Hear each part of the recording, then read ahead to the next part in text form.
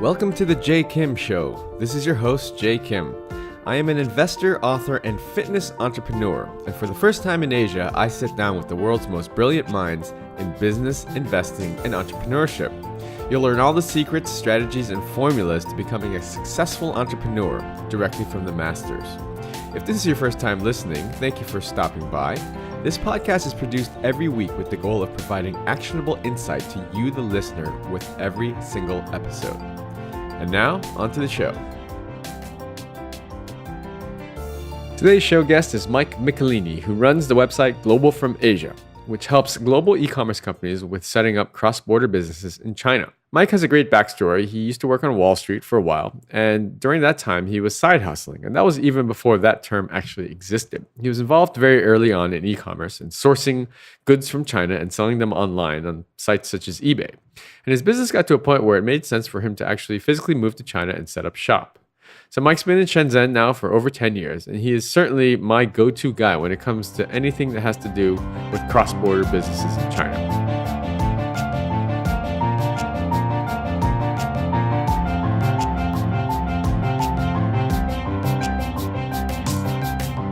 Hi, Mike. How are you doing? Thank you for joining us today on the Jay Kim Show. We are happy to have you on. It's my pleasure, Jay. Thanks for inviting me today. No problem at all. And, you are a fellow podcaster, so I'm extra excited to have you on. And, Sure. There's not very many of us out here in Asia, so it's always nice to have some strength in numbers, if you will. So for our audience listening in, many of them might actually have heard of you because you are one of the few podcasters that has been around and been doing it for a while. But for those listening in that don't know who you are, maybe you can give us a little quick introduction. Who is Mike Michelini, and what do you do for a living? Sure. Yeah, so my name is Mike Michelini. American internet dude is kind of what I've fit in some of my social media profiles. But yeah, I've been podcasting a few years now at Global from Asia, and I'm another podcast, China Business Cast. So I love creating content. I blog a lot as well in text form. I do video blogs and all kinds of creation of content to help people in China and Asia business. So I've been out here almost 10 years. I'm sure we'll get into some more details later, but I've done a host of different businesses. I mostly talk about e-commerce and online-based businesses and online marketing. And just currently, I basically do CPA business. I'm a partner of a firm in Hong Kong for Hong Kong and mainland China incorporation and audits. And I also have some, books and online courses, as well as a yearly conference, Cross-Border Summit, which is just past the second one, and we're planning the third one next April. So that's a really brief intro of myself, but as you as well, there are so many things we do as, online business owners, and I love it. I think it's really cool because so first of all, it's funny because I literally Googled podcasts in Asia, and there's 3, and 2 of them were yours. So I was like, okay, this guy, he's dominating the scene.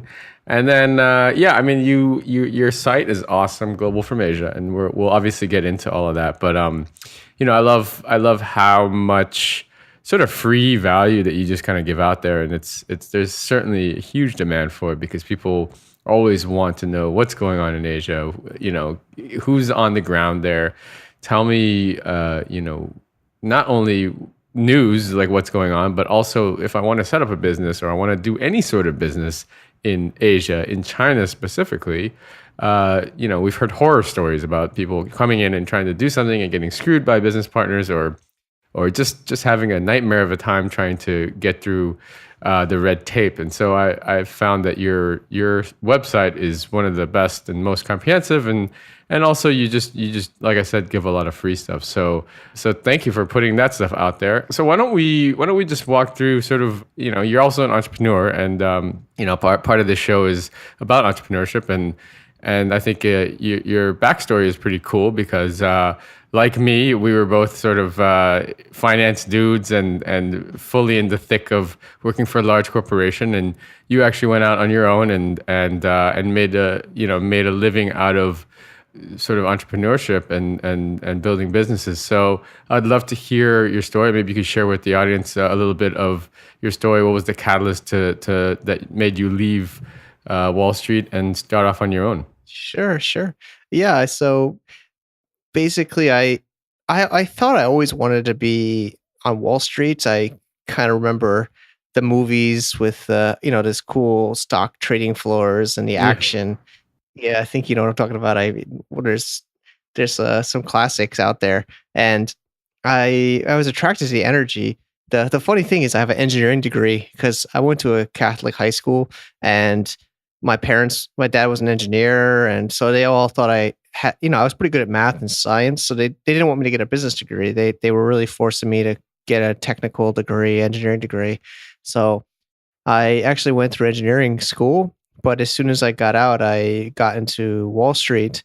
The funny story is they wanted me to work in a technology department in Wall Street, but during the interview, I told them I don't like to do technology. I want to do trading, and the hiring manager in the interview was like, that I hire for technology, and I can only hire for technology. So anyway, I somehow they liked that I was honest. So I ended up coming back for another interview at Deutsche Bank, and I picked Deutsche over Goldman, which is a lot of people are surprised about, but I feel like I trusted them more. They had kind of a little bit better reputation, I think, but we could have maybe another story, or we can dig into that if you're interested. But basically, I picked it also. Yeah, I thought I would make as much money as I could because I thought I thought I had to get a normal job. I didn't come from a family of entrepreneurs. I thought I had to get the normal job. I always wanted to start my own Yeah. business, but I thought I had to do it later. I thought I had to get Right. the college degree. I thought I had to get the resume. I thought I had to get the MBA, and then I could start a business. But it was the first day in orientation at Deutsche Bank, and I sat next to the guy. I was still really good friends with him, and he had turned a senior design project into a mobile app. It was a Oh, nice. mobile checkbook. He took his, so he was a tech guy. I was actually still in operations. I wasn't on trading, but I was in operations. So I was in a tech and operations department. And what happened was he saw my entrepreneurial spirit, and I wanted to help him out. And I started to dig into web server analytics, and I started to dig into like email lists. And this is 2003, and I was like so amazed, like the power of the internet, and I was helping him like boost his ranking in these the apps. This is before iPhone and Android. This was Java J2ME on the non-Verizon. It was different. It's so complicated, but it was these different marketplaces. But I loved kind of like you said, you found me on Google. I loved being able to have people find the app and download it. And I was just kind of figuring out how to get more reviews or more downloads by giving away the app for free. So I would go back to the current list and give them.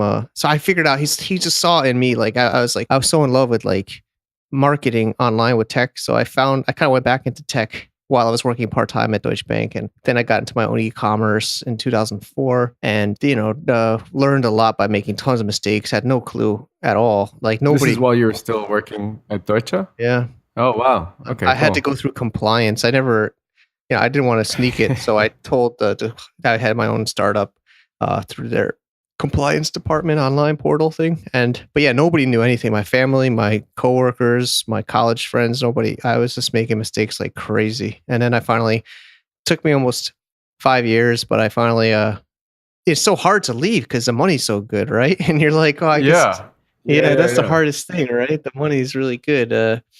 But That's I took pretty the jump. interesting though, because you were so just real quick, 2 points. Number one, you were saying that you always expected that you would have to go the traditional route and do your job first, maybe make some money, and then you could see yourself as an entrepreneur later or build a business.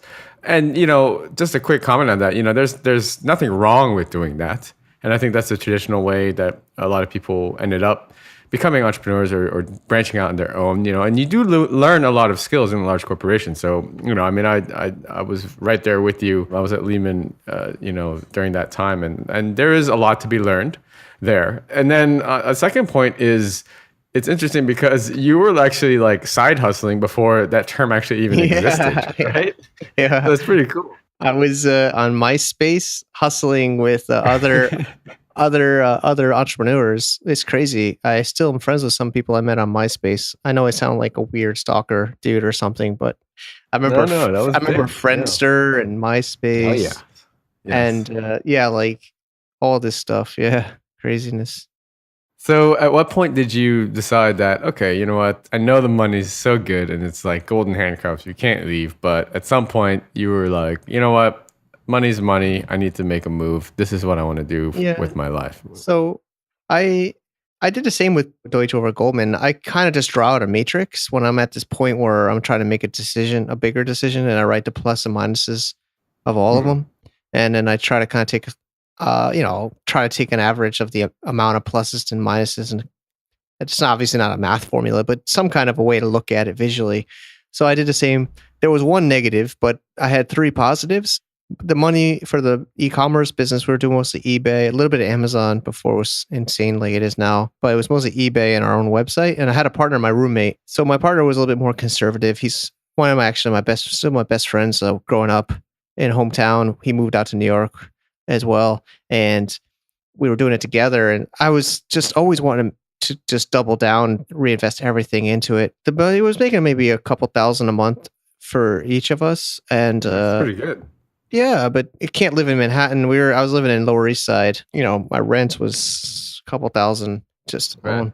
But so the lease was coming up in New York or anywhere, but especially in New York, at least in that time, this is 2006. They were sliding slips under your door, like, you know, you have 1 month left on your lease. Please resign, or we'll start to like. It's like so scary. So that was Yeah. one thing was like the lease was coming up. So I had a roommate and partner, and he's like, "Are we signing again? Are you staying?" So that was one.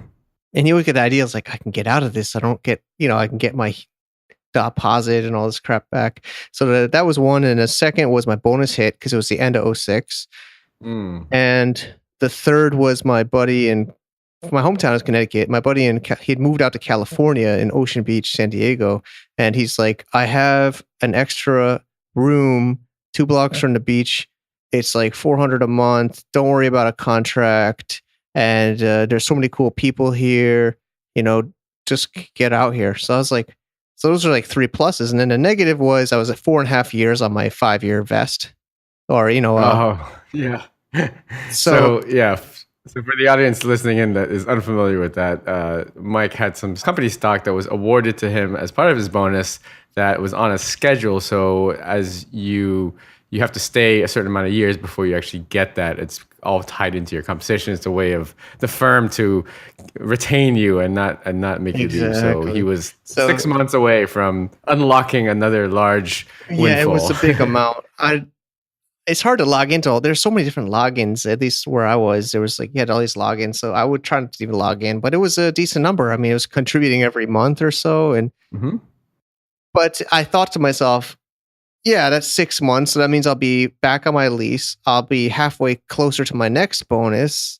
You know what I mean? And then Yeah. so then I'll have to stay another. I guess I could either sign the lease and I could wait till that comes in, but then I'll probably be like, well, another 6 months, I can get the next bonus, Yep, and then yep. and I know so many of my friends still are like waiting, like I still did are waiting. that. So yeah. yeah. We all did. So I was like, I'm gonna walk from that, and that was a one negative a little bit. But now Deutsche Bank stock, it's a lot lower now than it was Yeah, then. it is. But You made the right call. Now, what did your parents think about this whole thing? Were they I supportive? remember they did move down to Florida, so I would go down to see them. And it was around the holidays in '06, and so I spent Christmas with them, telling them about it. I was already kind of made my mind up, and they had already kind of started to give up on me already a little bit on influencing my decisions because I kind of throughout my childhood, would try to hear them. I wasn't, but I would usually do what I was thinking, and so they were pretty supportive. I mean, they were just still in shock because I was doing really really really well. I mean, Right. it's hard, every 2 weeks in your bank account you get a huge Yeah. deposit. So, but they were happy for me, and they could see that I like to do my own business. And my dad listens to talk show radio. I remember I even called in to Bruce Williams. I don't know, you probably never heard of him, but my dad was kind of supportive of me to go get out there. That's awesome. Okay, so you took your friend's offer up and you moved out west. And what was your first? I mean, at this point, you said you were doing some online stuff, eBay and this and that. And what was the big catalyst that made you move to China? So we were selling on, we were doing eBay and e-commerce.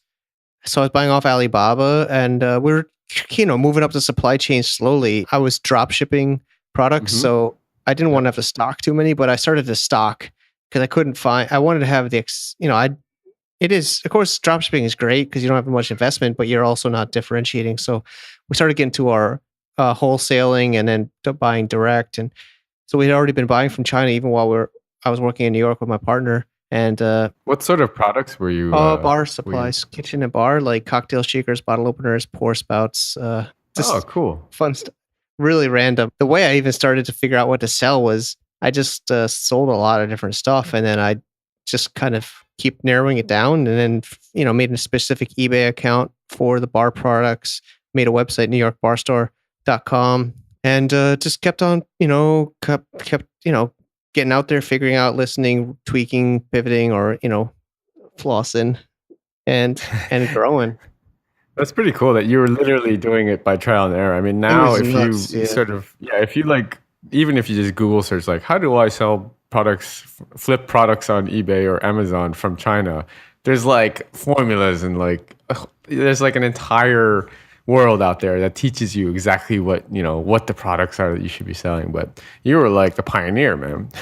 Yeah, they say there's pioneers come back with arrows in their back sometimes. But it was, I mean, I loved it. I remember I was talking to I had a couple of professors that were like adjunct, and that means they had worked in the real world. So Hmm. they were nice enough to stay in touch with me. Well, specifically, like, really one of them, but he gave me some tips, like just a couple of keywords. I remember like third party fulfillment, because I was Right. using my fraternity house as a shipping center, and I was already alumni, but I had younger, I was still recent grad, so I was using, well, I wasn't using, but I was leveraging, my younger brothers in the fraternity, and they were finally saying, "Man, this is getting to be too much. It's like almost like pallets coming in." And so I was talking to one of my adjunct professors that he's like, "You ever heard of third party fulfillment?" I'm like writing down on a notebook on my phone, holding the phone under my shoulder, like third party fulfillment, like So the volume and this sort of thing, as you moved up the supply chain, it was such that your business was moving to another level. It yeah, sounds like yeah, it, yeah. or either that, or you just saw an opportunity that if you were on the ground in China, that you could Yeah, just. so China, I was already dealing with it, and I was frustrated. It's hard to make, we could. There's so many details, but basically, actually, there was a little bit of a conflict of interest with my quitting the job because I wanted to convert from side hustle, which wasn't a word then, to full time. But there was my original partner, which is still a major shareholder, but we cut in some fraternity brothers and friends. So it's one of those stories of like friendship and business partners, and which is okay, but also it wasn't. We didn't have clear goals. Right, right. So they liked the side hustle. They liked a couple thousand in the bank while they were working, and I wanted to do it full time. So what happened was a lot of those MySpace guys I met in the bar products industry for link trading and networking also were saying, "Oh, Mike, you're buying from China. We're buying from China too. Can you help us?" And we were chatting about it. So I started to make a trading business on top of my e-commerce. So Mm, what I did was which is maybe a bad thing, but instead of fighting my old business partner in my e-commerce business, I set a new company up as a B2B business, sourcing for that company as well as for other companies. right. Yep. So That's smart.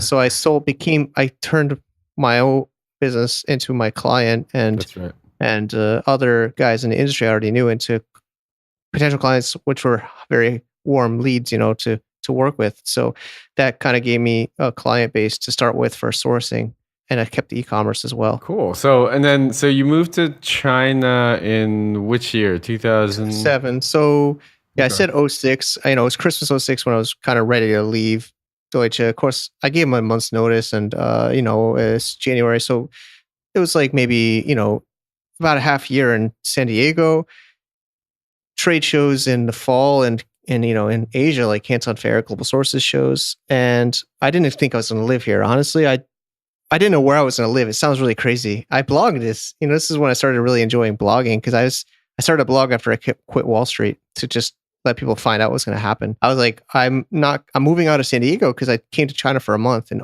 '07 for trade shows. And I kind of just put everything I owned into storage, kind of, well, more like Right. closets. I came out to China not knowing if I would stay in China, go back to California, go to Florida, my family, try to go back to New York. So I decided to spend more time in China, which was end of '07. That's awesome. So I want to fast forward now to present day. Okay, so what has your business transformed into? You still run global from Asia.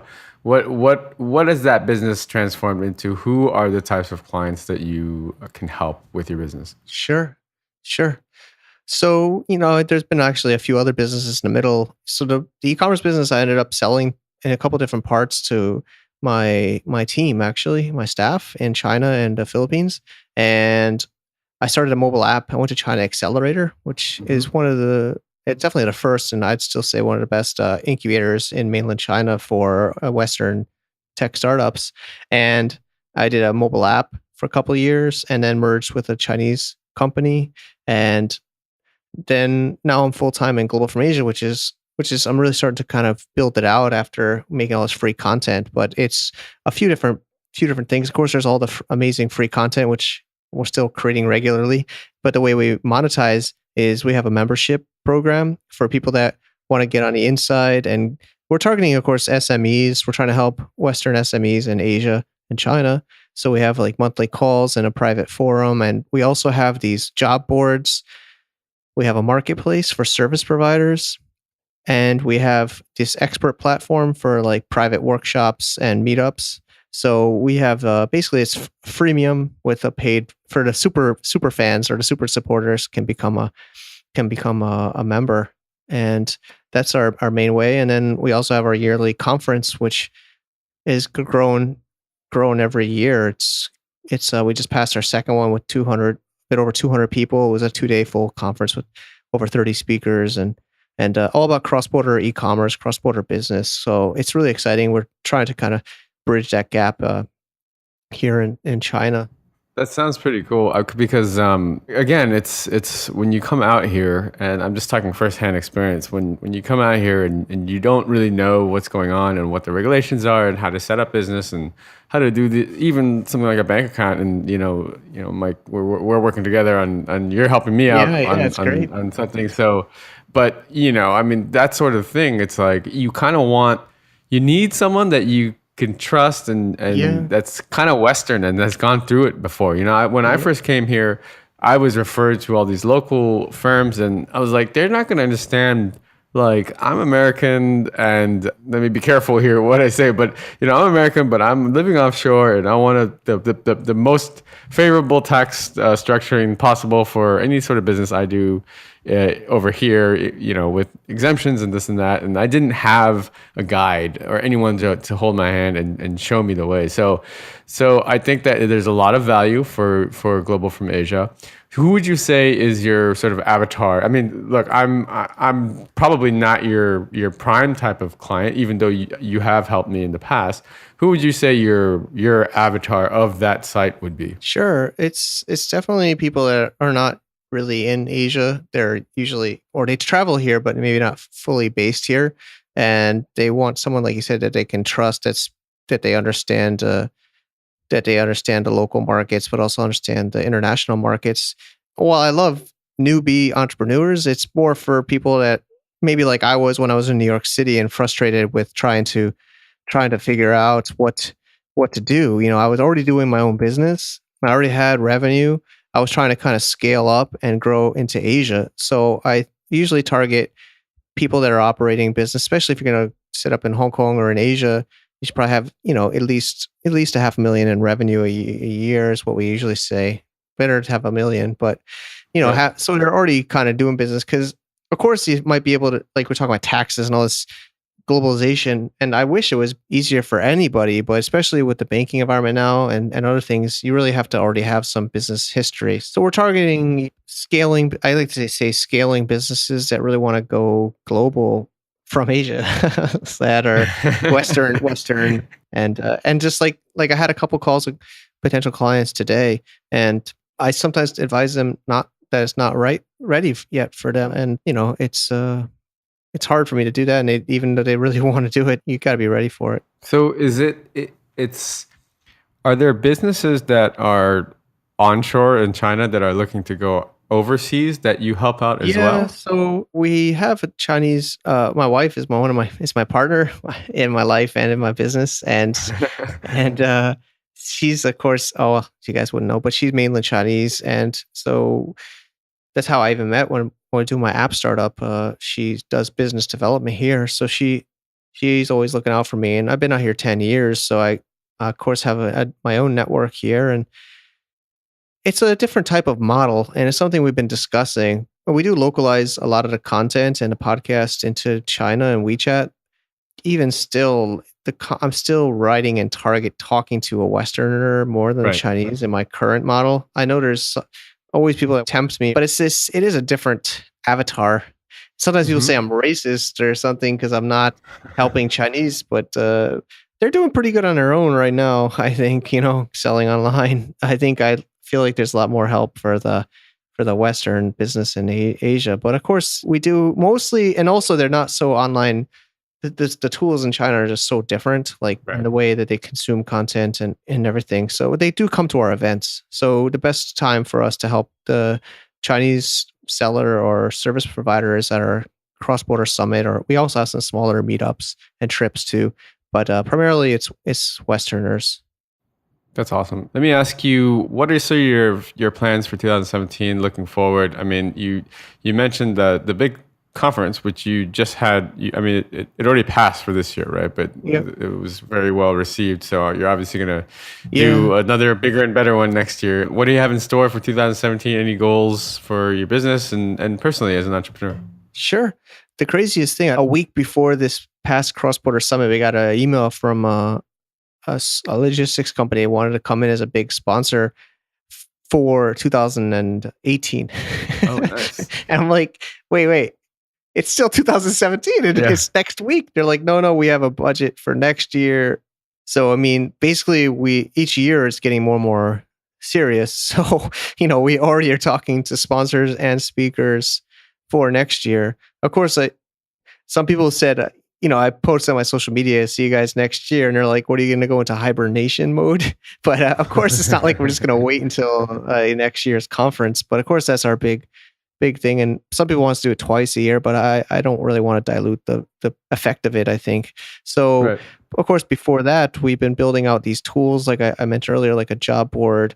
We're just kind of trying to be like a hub for these international e-commerce or cross-border e-commerce business owners, Mhm. SMEs. So we're building a service marketplace. So we have like QC companies and sourcing companies and other service providers that can help you in China and Asia that are listed on our globalfromasia.com's directory. And then we also have the jobs directory, and we have the experts platform. So we're trying to actually have kind of a more community driven. So in Vietnam, we're planning some Global from Asia meetups. China, hopefully in Hong Kong, we're finding chapter organizers. There's other organizations that do something like that. So we're trying to kind of build out this community and monetize, hopefully, by having our super fans become yearly members to support the movement and then come to our yearly conference. So it's a lot of work, and there's also some courses in the works and books and all about China, Hong Kong business and growing your international conglomerate. Yeah, no. Unfortunately, we have to look to wrap up here. But I think I've already in my mind. I'm like, okay, I already know we're gonna do another. I'm gonna have you on the show again, and we're gonna go into like a deep dive of, let's say, I want to start an e-commerce business, Sure. and go over that because I know that there's probably a lot of listeners that are interested in that sort of thing. But Yeah, there's tons of opportunity. we'll have to leave it as a cliffhanger for our audience for a couple months. But last question is, where can people find you, follow you, and connect with you? Maybe learn a little bit more about what you do. Sure. We've mentioned a couple times Global from Asia. It's a little bit long, but globalfromasia.com. Then there's mikesblog.com, which is where I put some of my personal videos. I kind of separate the baby photos. So if you're into like baby videos and baby photos, I separate the two. So business mostly on Global from Asia, and mikesblog.com for the family and personal life kind of insights, as well as some kind of like more personal life in China. That one's been around 10 years. So those are the two main spots to find me.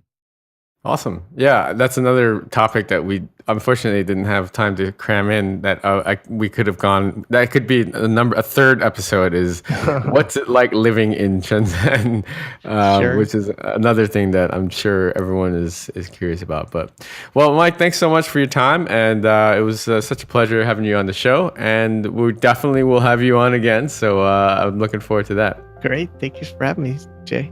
All right. Take care.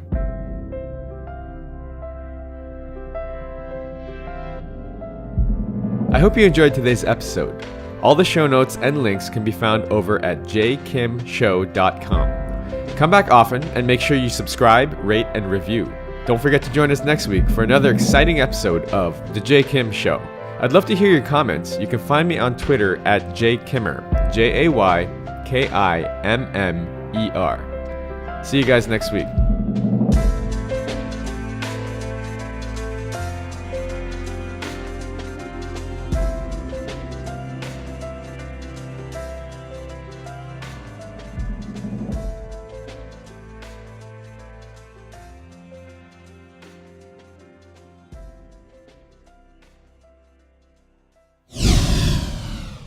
This podcast is brought to you by Hack Your Fitness, the high achiever's guide to getting ripped in under 3 hours a week. If you're anything like me, you're probably working a full-time job or jobs and trying to find time to balance family life, social life, and last but not least, fitness. Look, I get it. I'm a full-time investor and entrepreneur myself, and father of two. So how am I able to stay fit year-round without spending hours and hours in the gym killing myself on the cardio machine? After struggling for the last 15 years trying every workout and diet under the sun, I finally designed a system that allows me to achieve and maintain single-digit body fat for life in under 3 hours a week. Cardio not required. Head on over to hackyour.fitness and download my free 13-page guide that teaches you the simple science behind efficient fitness and smart nutrition and gives you everything you need to know to finally take control of your life. That's hackyour.fitness.